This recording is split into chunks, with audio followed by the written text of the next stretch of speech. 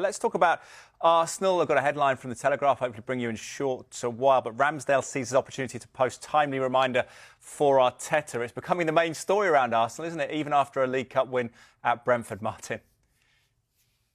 Yeah, I mean, he made some cracking saves. I think kept them in it really. And if he needed to make a response to Arteta to show that actually he should have that number one spot, then he couldn't have done it any better.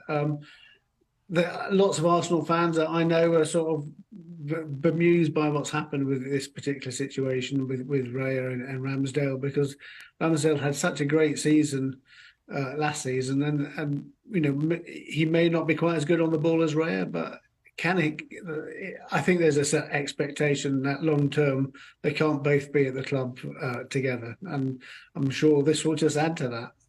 Absolutely. They play Bournemouth away in the Premier League at the weekend, Mikel. How do you see it? Do you feel that if Ramsdale doesn't play in that off the back of a clean sheet, perhaps Mikel Arteta needs to just be up front and say that Raya is his clear and present number one?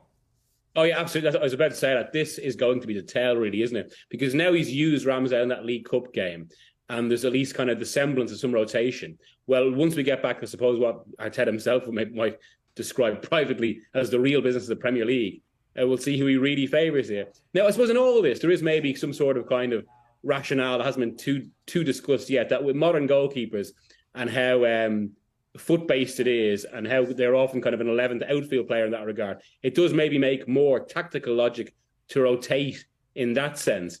But it still doesn't really feel like that's the case here. It still feels like ultimately that Arteta is doing with Ramsdale what he did with Leno and Ramsdale 2 years ago. But I suppose the truth in that we might begin to see at the weekend.